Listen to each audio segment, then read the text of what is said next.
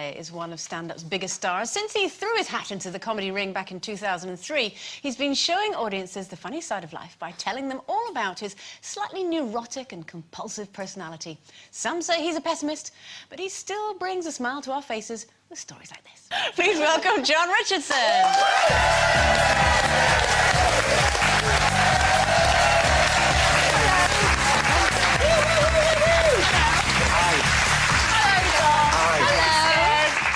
I'm not scared, I'm fine. Well, your kinky chat out of the way before I came out, yeah? Yeah. No, we're starting it again now. Oh, are we? Excellent, good. So what do you make of that, then, the research that says that, you know, women like imagery as much as men do? If not more. Well, I would say that's right, though, isn't it? I'd say, you know, there's always takes two to tango, so to speak. So yeah. I love the idea that... Sex, love, not dancing, pet. Ah, you haven't seen how I dance. You haven't seen how he has sex? There's a rhythm involved. I love the idea that you don't have enough backstory on your... Like, as if you're watching porn going, that washing machine's not really broken. No, I don't, I just need to change the filter. I can't buy into this. See, I think I'd like to see how the washing machine broke in the first place. A bit of build-up. Yeah. Need a bit of story. And I'd like to see what tiles they have in their utility room. Yeah. You see? Yeah, but you see, you would kick off if men made pornography that was women doing the washing first. You'd be like, they're only aroused by watching us do the washing. You go, we just want to see how the machine broke. Do you get embarrassed talking about sex? Not on telly, when my nan's watching, yeah. Do you think men in general are embarrassed? In front of women, I suppose? I think there's a lot of... when you do a survey like that, there's a lot of women are obliged to answer a certain way. And you're saying we lie? Yeah. Yeah. John, Consistently. do you think you maybe talk about it too much? Because you've been quite open about the fact that you're not doing it very much. We're a little bit worried. Is it 8 years or something? It's been, Yeah, clock's long time. ticking. Why? Listen, I've been there 7 years. 7 years I went without, and now. Yeah, but at least you've made up for lost time, John. You'll be fine.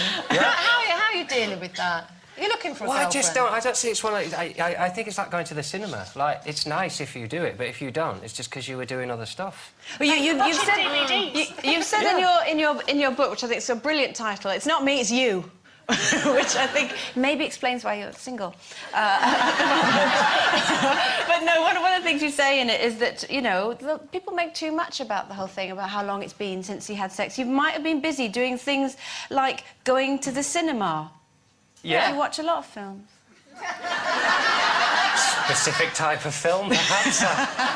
Yeah, I find it odd. The whole relationship thing, I just find there's so much you can do in the world that it's baffling that everyone focuses on that. But you can't strive for be happy. perfection, don't you, in your life? This is one of your, would you say, neuroses, really, that you're quite open and very funny about. That you haven't got a girlfriend is that you're too much of a perfectionist. Yeah, I think... Well, no, it's more the other way around. It's more... Everyone talks about looking for the one, but you're also kind of expecting yourself to be the one for someone else, and I know myself too well to think there's a woman out there where I say, I'm your best chance, love. I'm the one for you. I find that's quite a cocky thing to say, that of all the men in the world, I am your best chance of happiness. I mean, I have to say, we're laughing about the cover, it's not me, it's you, but actually it's got quite a deep meaning behind it, because basically saying, you know, I don't love you anymore, and you can cry as much as you like, but nothing's going to change that fact. That's basically what you've said in the book, and that's kind of to the point and quite deep and personal, wouldn't you think? Yeah, I think people don't, you know, at the end of relationships, people think they're being kinder by sugaring the pill and saying, oh, it's not you, it's me. But really, that just means that person goes, well,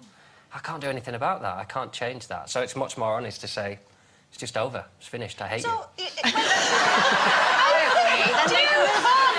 Do you believe that love exists, though? Do you believe that it could happen for you? Yeah, absolutely. Yeah, absolutely. Because I think it's one of those things that, you know, that's the point of view from someone who's been single for 8 years. But as soon as you meet someone... Like, I don't feel bad saying that, because I know anyone who is in love would just look at me and go, you sad idiot. You know, when you're in love, it's all that you think about. Do you think you might have to lighten up a little bit, though?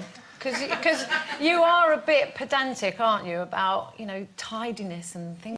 I sort of rather think that rather than me lightening up, everyone would just do stuff Do what properly. you do. There you go. Would you look for somebody who's the same as you, or somebody who's the opposite of you? I think I would end up killing both. I think there has to be... But is it compulsive, John, to the point that you, like, have to have the beans in that, like, you know, that sort of compulsive behaviour? Yeah, genuinely, but that's right, though, isn't it? If you're putting tins away, have them facing you so you can see what's in the tin. I think that's fair But enough. it's exciting because you're like, oh, what's in that one? You see? They're more fun if you like Yeah, exactly. Just put your hand in the cupboard. Sometimes there's things that are off in there. It's great. Brilliant. Do you know, and if you take all the labels off, you never know what you're going to get. Now you're going to Now, John, you're a little bit more in your comfort zone, an 8 out of 10 cats, aren't you? Are you enjoying that? Let's have a little clip of you in action. A book came out this week that talked about the extent of the rivalry between them and the fact they haven't really spoken since, and it's actually a lot worse than it was reported at the time. At the time, David went, "No, I'm really pleased for him. It's brilliant." It would be more of a surprise if they'd really got on and, like, because you can't... The alternative to them not being at work together is them doing it together, like Jedward on the dispatch box. Like, I'm David, and I'm Edward. I was Deadwood. Here, here.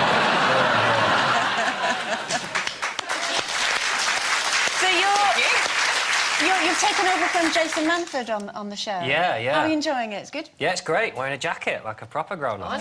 Did they make you wear that? No, I decided. I said, if I'm going to be a captain, I'm going to wear a jacket. How do you feel on that show, though? It's so competitive, isn't it? I've done it, and I hardly said anything because the comedians were all like, blah, blah, blah, blah, Yeah, no, being funny. It baffles me that... I mean, you must feel... It baffles me that that's become the perception of comics, and Rachel Riley was on last night, and she was great, and she's intelligent, and she's funny, and she said, I was really intimidated, and I find it baffling that people are frightened of comedians now. I think it's quite a new thing. And a comedian should be there so that you would feel comfortable saying anything, and together Comedians we'll make it en funny. masse, I think they're scared of. Yeah, well, that's the nice thing about 8 out of 10 Cats is you get people who aren't comics, so there is time to have a conversation, and the other ones... Well, John, one place that there's comedians en masse is, of course, Edinburgh. You're going to be doing your tour that you're going to do Edinburgh. It's Not Me, It's You, which is all based on the book. Was that from the 20th to the 28th of August? So go and have a look at that if you fancy the sound of it. It's been lovely to meet you. Hope we haven't been too scary for you.